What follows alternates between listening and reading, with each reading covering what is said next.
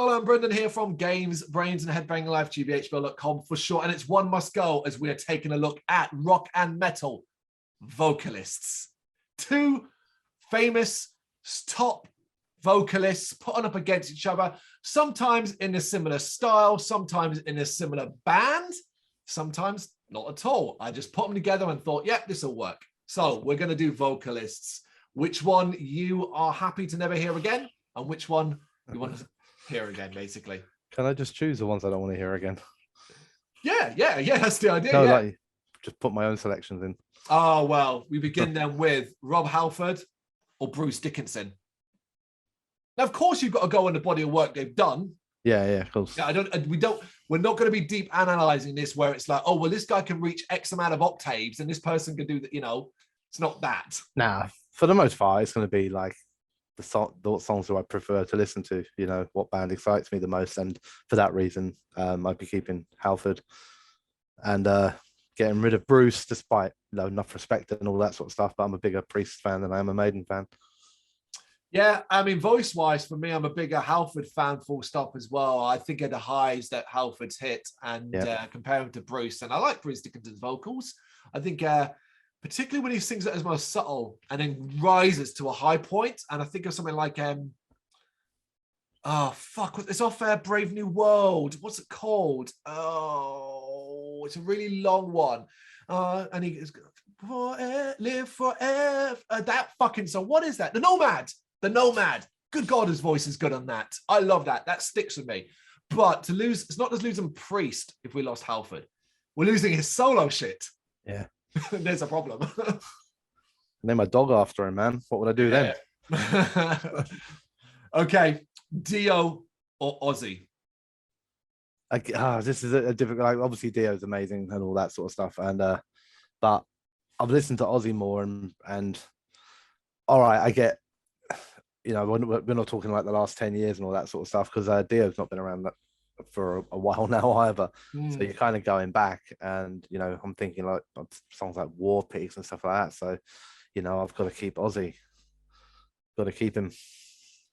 Yep. I mean, I have a very specific reason why I keep Ozzy, and that's because I don't think I've ever heard Dio do a song that almost has a sadness, emotionless, innocent quality. And what I'm talking about is Ozzy, how he sings on Changes. I'm talking about the original Changes, not the fucking versions that came after. The original album version, where he sounds vulnerable and almost difficult and stuff like that, and what he's doing. And I know the story behind it, which really adds a lot of impact to that. That there alone, that's really nailed it for me. Yeah, Ozzy. Okay, women. Sharon Den Adele. If you don't know who that is a within not you, but everyone, within Temptation front woman. And Floor Jansen, of course, of Nightwish. So we've gone for two symphonic heavyweights here. I'd keep Floor, personally. I do think they're both like amazing singers and that. But again, I guess partly leaned from the fact that I'm not really a massive Within Temptation fan anyway. But I am a big Nightwish fan, having seen Floor perform live and kind of felt the power of her vocals and that, I just think overall she's immense. Yeah, I think she's got more range. I think she's got a really, really deep, like, gets her from a diaphragm, pushes it up kind of thing. Here I am doing like fucking analysis. He's doing it. He's doing it. Okay, I agree. Floor. Right, here is what might be the hardest one of all. Chris Cornell or Mike Patton? Yeah, that's possibly the hardest thing in the world. The hardest decision anyone's ever made, ever. I mean, you were talking about two of the best vocalists in the world, two unique vocal styles. Yeah. I'm going to choose Chris Cornell. I think overall, Chris Cornell has possibly the best singing voice I've ever heard in my life. And while I love Mike Patton's voice, it depends on the songs. Like, do you know what I mean? Like, I'm not a massive Soundgarden fan. I never was. I've heard Chris Cornell do everything from Sinead O'Connor covers through to Audio Slave and everything in between. And the guy is just a singer. He's a born singer. you know, in a weird way, like I almost preferred. It's just him. Like it's not like I'm happy to listen to Soundgarden to hear him. I couldn't give a monkey's about what's going on behind it. Whereas Mike Patton is a perfect vocalist for Faith No More. Yep. Mike Patton also does have, although he always sounds great on them because of the bands that he does and the little side projects and all that, I'm not always a fan of the style of songs that they deliver. I don't particularly like Mr. Bungle. What's the most recent one? Dead Cross. Oh yeah. Has some really good stuff on it, but it's a bit of a mixed bag, you know. So, but Chris Cornell, whenever I hear anything from him, it's just like his voice. Even if I hate the song, his voice is immense. Yeah. So yeah, I'm gonna keep Chris. Yeah, it's that. You just said it. One of the, if not the greatest singer in the entire world. Rest in peace. Neither of us, as Brendan said, are fans of his band. Soundgarden, Audio Slave, even his solo stuff, but his voice is his voice. Yep. Okay. I put these two against each other because I think they've got incredible range in regards to rock and roll. Sebastian Back or Meatloaf? They're both amazing singers. Yep. Both were amazing singers. I don't know what Sebastian Back sounds like these days, to be honest with you. Yeah, I suppose you've got to do what on the past, innit? Yeah, you have to, yeah. I mean, my favourite would be Sebastian Back, and I'm only basing this on, you know, 3 Skid Row albums, really. Yeah. So, yeah. No, I'm going to go with that. I'm going to go for, based off one particular song, which is I Remember. Is it I Remember You? I mean, his best singing performance for me is Wasted Time. Wasted Time, yeah, I mean, great example. Yeah. Oh, I Remember You, like, yeah. I mean, like, in those first 2 Skid Row albums in particular, he has the ability, and that's what I loved about Sebastian Back. He can do a ballad, he can reach the high notes, but he also can do the rock kind of punky edge, you know, to the faster songs like Slave to the Grind and He's got a bit of snarl. Yeah, it's not all smooth and silk, you know. He's able to rock it up, which I really loved about him. Yeah, I agree. Okay, these two aren't in the same ballpark, but they're together because they happen to be from two of Brendan's favorite bands. Is this the one I was thinking in my head? I bet he does this one. Phil Anselmo or Rob Flynn? Oh, I didn't see that one coming. This is tougher than it was because I am aware that Rob Flynn is not the world's greatest vocalist. Of course, you know, I know that. It doesn't matter that I love Machine Head. I'm aware that he's not. You know, he hasn't got an awful lot of range. He's got some good growls, good roars and that. But Phil also hasn't got, he had once upon a time immense range. You know, Cemetery Gates is probably one of the best examples of what Phil was able to do for 1 week once in his life before the pot or whatever the fuck he was smoking said like, no, we won't be doing that anymore. Yeah, enough of that black tooth grin. But to be fair, like my favorite Phil Anselmo works comes with his darker voice, his gruffer stuff, like on Great Southern Trendkill and things like that. So it's weird in a way because they're actually both quite similar vocalists, as in they're not the world's greatest vocalists. They don't have amazing range, but they've got power and they've got, you know, like I don't know, an emphatic delivery to it. What I'm trying to do is I'm trying to pick between my 2 favorite songs between the band. I'm trying to be like, which one do I prefer to hear them singing? Right. And I am going to keep Rob Flynn just because of basically songs off Through the Ashes of Empires, really. No, it's a fair way to do it. My decision, right? So I didn't make any really. I wrote this one we're doing right now, almost 2 months ago. It's been sitting in a pile to be done. So I'd forgotten it. Today, as of the time of recording, I sat back down for the first time in a while to re-listen to The Blackening for a track by track. Even though I know the songs really well, I thought, put it on. Maybe some new thoughts will jump in your head. Anyway, Joy. And then I hit, I forgot the name of it. The last track in the album. A Farewell to Arms. Yeah, A Farewell to Arms. And in that, the second verse, as it leads into the chorus, has this incredible high point, and it goes really high and extends it. And I was like, oh my God, it's been so long since I've heard him do that. That is one of the best things I've ever heard. I'm sitting in my office going, that is the best thing I've ever heard. Why have I forgotten about that? That's why Rob Flynn gets the choice, because the fact that I don't think I could listen to anything by Pantera now and be blown away still in the same way, if that makes sense. Nah, but the difficult thing, the only reason not to throw a spanner into the works is you got to also think outside of Pantera. You got to think about Down. You got to think about that is it. Yeah. That's like that sludgy kind of New Orleans tone, like we can admit like this isn't the world's greatest singer. We're not putting them up there with Chris Cornell, but it is fucking perfect for Down. It's perfect for Superjoint. Yeah, Superjoint stuff. Yeah. So it's a lot tougher than like you think, than you think it would be, because even though they're not the world's greatest singers, they are the best possible singer for each of the bands that they're in, like genuinely. So yeah, but yeah, I mean, like I said, I've gone with Rob anyway. So we'll leave it at Rob and move on. It was tough. All right, I got two goth boys for you, but I think the choice is super easy. Stanzig or Peter Steele. Peter Steele. Yeah. Straightforward. Stanzig, I never really rated his vocals, even back in the day. Nowadays, I think he's shot to shit. Obviously, Peter Steele is a long time dead, so we can't judge him on that. But no. Peter Steele has one of the silkiest, smoothest, sexiest voices out there. Yeah. Okay, let's go to far away across the land to put Ison up against Quarthorn. So you got obviously the Emperor and solo frontman here, and Bathory's long past frontman, creator, soul member, whatever you want to do. He's a great singer. He is.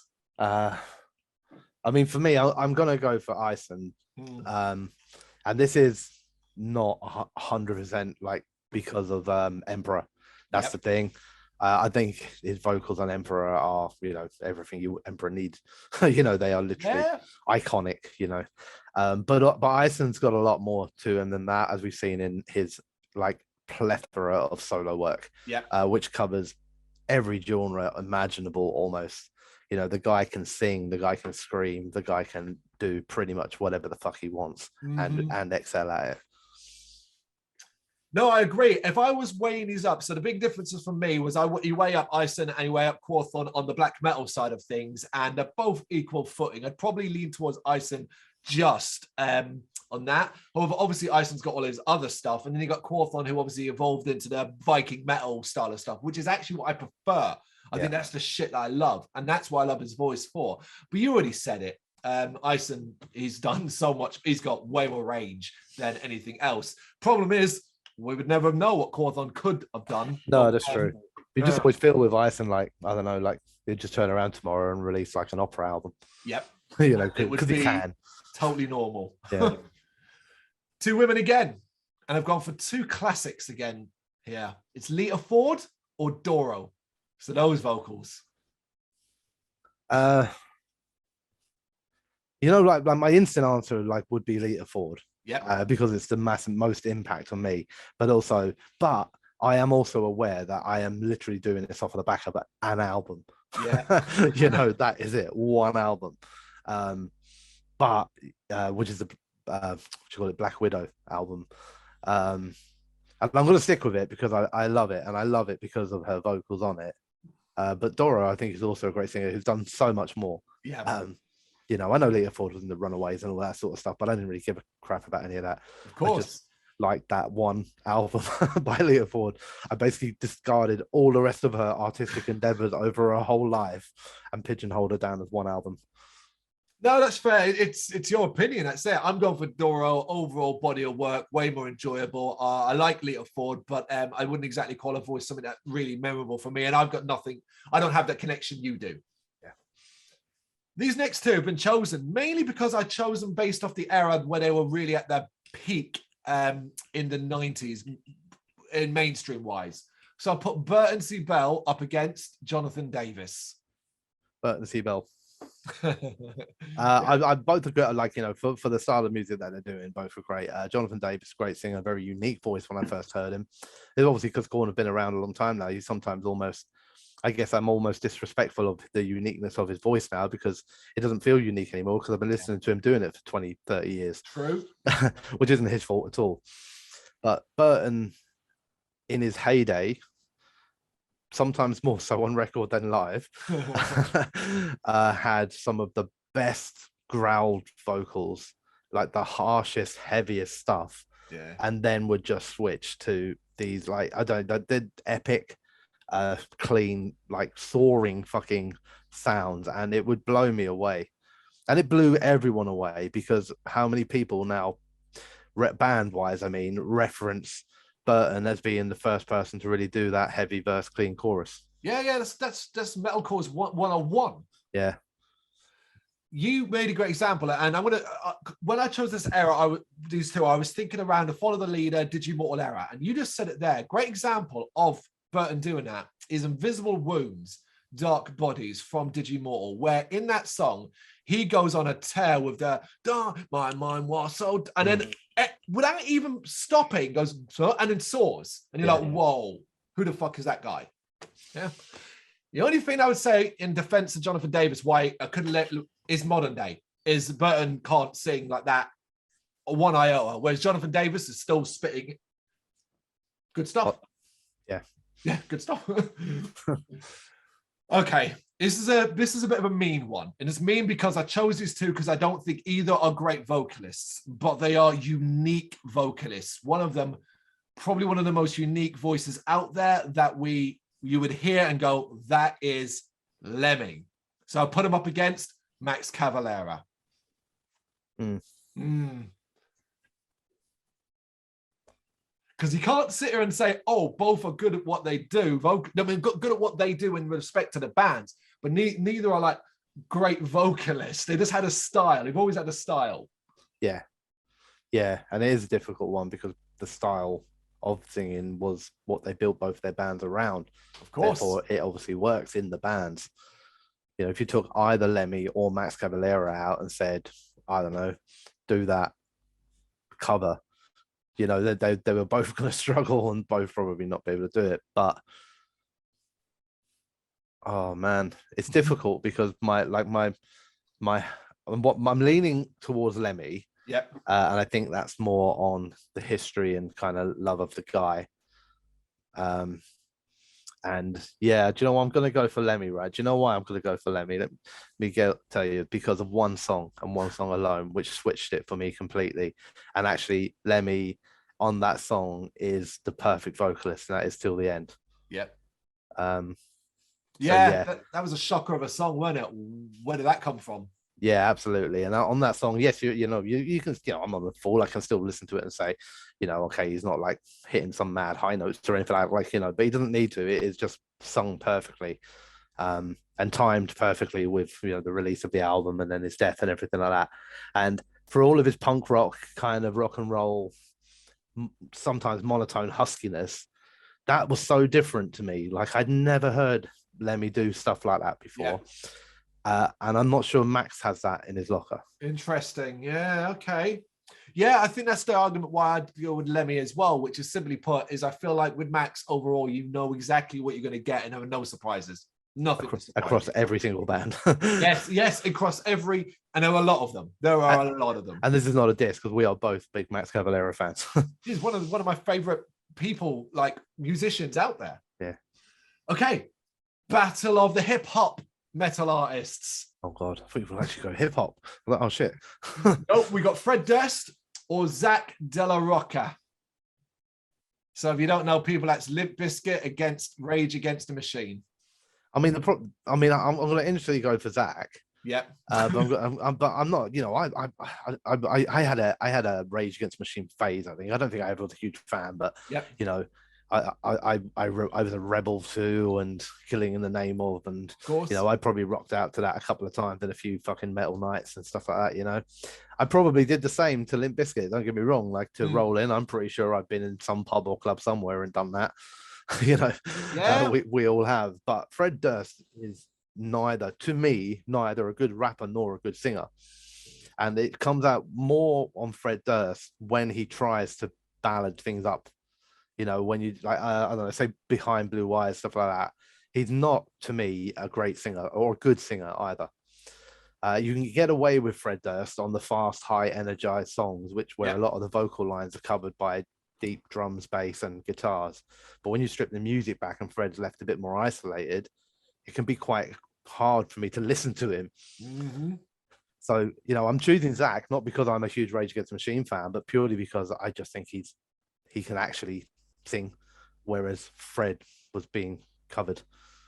I agree with you. It's that for me. I weigh up the hip hop side of things, and I play tracks on my head, and I think fucking hell, at least Zach De La Rocca not only sounds good, but sounds convincing. He convinces me that he's actually good at this. But that you've already named it. There's a reason why I would never put Fred Durst in a good vocal camp category, as rude as that is. And it's simply because Behind Blue Eyes, I hated it. I hated how he sung it. I hated how he sounded. I hated it. It was one of the last songs I ever really gave time for Limp Bizkit, and I was out after that. I was like, nope, that's me done. Battle of the Arch Enemy vocalists here. Angela Gossel or Alyssa Whiteglove? Blues. Hope you said that last name. So that is the original Arch Enemy singer against the current Arch Enemy singer. Yeah. This is tough, but purely because they are not remarkably different. No. And I mean, that's obviously because they're both trying to fit the mold of Arch Enemy. I'm sure outside of that, maybe they can both sing very different ranges of that, but I don't know it. I only know it from listening to Arch Enemy, and I'm listening to the two ladies sing some of the times the same songs and sound pretty fucking similar. I'm going to use a really, really shit reason to choose Alyssa, and that is because on Soilworks, the Caliaton album, but they did a release anyway later in the day, and I can't remember which song it was, but one of the songs anyway on it was released as a B-side on a single that they released a bit after the album. The difference on the B-side was that instead of him singing it himself, Alyssa was also singing with him, and it was a small EP, wasn't it? It had a cut stuff B-sides from the album. Yeah, that's right, exactly. Yeah, but I can't for the life of me think of the song that she was. While you tell me who you like, I will tell you, because I listen to it regularly. It won't be hard to find. Well, my decision's been kind of made on two things. One, I've listened to a lot of recent Arch Enemy songs, and I'm liking a lot what she does. Whereas quite recently, Track by Track was done with an older Arch Enemy album, Anthems. Although I love Angela Gossel, and she, I think she's a great vocalist, I found I was enjoying more modern Arch Enemy stuff than I was the old stuff. So it's as simple as that for me. And the song that I was referencing, and I can remember now why I couldn't remember the name, is because it's one of the ones in a different language. It's a Stahlfagel. Ah, that's it, yeah. So yeah, which was a B-side on the Feverish single. That's it. Okay, Battle of the Unusual Vocalists, but arguably two of the greatest out there. It is Maynard James Keenan, Perfect Circle, Tool, if you don't know, versus Chino Moreno. Obviously, Deftones. Moreno, however you say it. Just Moreno, I think. But it's an easy one. It's an easy one for you, but I couldn't give a monkeys about Tool. I love Chino. I love Chino's vocals. Deftones is so unique. Has done some wonderful songs, but yeah, Maynard he's up there as one of the best in the world, in my opinion. Okay, well, with that in mind, then I will choose Chino. I'm not. I'll probably be lynched for it, but I don't care for Tool. I don't mind the Perfect Circle. I don't even give a monkeys that much about Deftones. That's the thing, but I know an awful lot more of Deftones. I would definitely say I was more of a earlier Deftones fan, around the Fur, White Pony, that sort of stuff. And I love both of those albums in particular, not just them, but both of those albums in particular. And Chino's vocals on those albums are immense. The reason I think I've said before, like I saw Deftones play live when Chino couldn't remember the words to any of the fucking songs, but he still sang the bits he got wrong well. They just weren't the words for that song, Okay, no worries. All right, battle for the thrash guys. So two thrash singers here. We have Tom Araya of Slayer or Chuck Billy of Testament. Now, I think you're likely to go what I'm going to go with this, so I'll let you go first. Okay. God. This is actually tougher than it sounds, because I actually think Chuck Billy is a better vocalist. Yep. That's the truth of it. Tom Araya is, I guess, more famous as famous as yes, yeah, they are.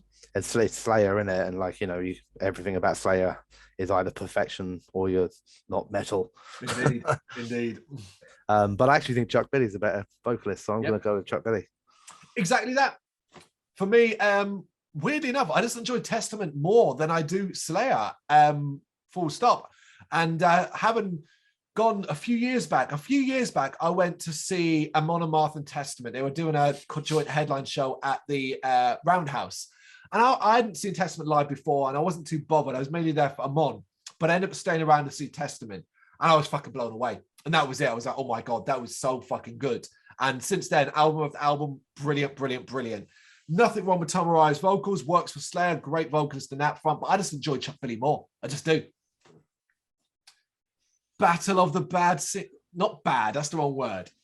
Battle of the not so good singers that we all secretly know aren't very good singers, but they just happen to be two icons. It's James Hetfield against Dave Mustaine. Well, I mean, I'm keeping James. I agree. I think it's an era thing. Like even for Megadeth and Metallica, if you go back to 80s, sort of 80s up to the 90s, 89, 90 anyway, both singers would have probably been more on a par. They weren't either, like you said, great singers, but they were certainly great thrash singers. I think Dave Mustaine sounds like shit these days. I really do. I mean, I love the man. I think he's great, but I don't think he's a good. I think like James. I think a lot of James. I think both of them have gone downhill rapidly. The difference is that Metallica have twisted their sound to suit what James can do. Right. Whereas Dave still tries to do 80s era thrash, but he can't do the vocals anymore. That's what I feel like when I listen to them play. So overall, I would keep James, because I mean, I've got a much stronger history with Metallica, and there are songs where James is actually a phenomenal singer. There are also songs where Dave sounds really fucking good as well, especially on albums. But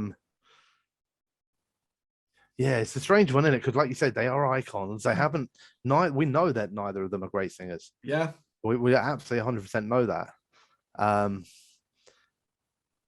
I've never, I mean, he probably has, but I've never heard Dave Mustaine acknowledge that. I have heard James acknowledge that, and also acknowledge many times that he wasn't meant to be the singer in the band. Yeah. That was unplanned, but he did it. Some people liked it, so they carried on, So yeah, I'm going to go with James. You laid out some damn good points there. And there's a period, there's a certain period that kind of swung up for me. And what I ended up doing was weighing up two of the more somber-esque songs by both artists that came out roughly in the same sort of era. So I chose, hear me out, Mama Said and A Tout Le Monde.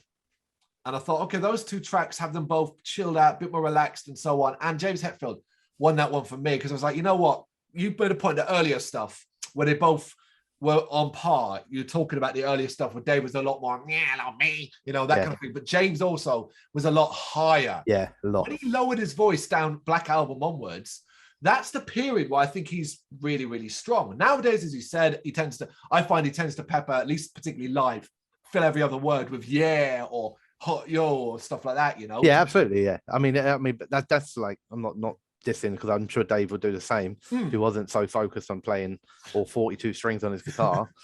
But James, it's clever frontmanship, isn't it? What James will do is the bits that he maybe can't hear, he'll get the crowd to sing. Yeah, he'll be like, come on, let me hear you, and then he'll come back in where he does. So it works almost fluidly. But yeah, I think yeah, I mean, I agree with you about the Dark Side. I try and almost measure out even big hitters or some of my personal favorites, and even I don't know, say a song like One, measuring that up against something like Sweating Bullets, or I still think vocally, James is much stronger. Yeah, I agree. I think you've just nailed it there. Put those two. I mean, it's not really fair. One against Bullets is bullshit, but yeah, I get you thinking they're two of the big hits of roughly. Master of Puppets versus Sweating Bullets. Then where'd you stop? No, you're right. All right, let's move on to two spooky lads. We have Alice Cooper or Rob Zombie. Both very good singers. One thing I have my issues with Rob Zombie mainly these days based around his horror. I'm not going to go into it. We've gone to it 100 times before, and the fact that I think he's a hack and really bad at making movies, bar one, which is The Devil's Rejects. But vocally, musically, while he doesn't do much for me at all, vocally, I know he's a very good singer. But the other one's Alice Cooper, who is wonderful at delivering almost that shock rock horror that you enjoy, but also can get quite nasty and snarly and evil sounding, but can also sing ballads. Alice Cooper for me. Yeah. I mean, it's weird. Like, I don't, obviously I know both really, really well, but I don't really have, like, I don't really listen to Rob Zombie. I don't really listen to Alice Cooper either. That's the thing. I've got more of a long time respect for Alice Cooper, and I was a kid once and loved Poison too, so so for that, Alice can stay. That'll do. Okay, Battle of the Groove metal ones now. We have Randy Blythe of Lamb of God against Deez Fafara of Devil Driver / Cold Chamber, if you want to do that. Yeah, two groovy guys, two meaty vocalists. Yeah. I mean, I like both vocalists. I do. And I'm a big fan of Randy Blythe, but purely on personal taste over albums. And it's kind of a strange one because I think Randy's a better singer.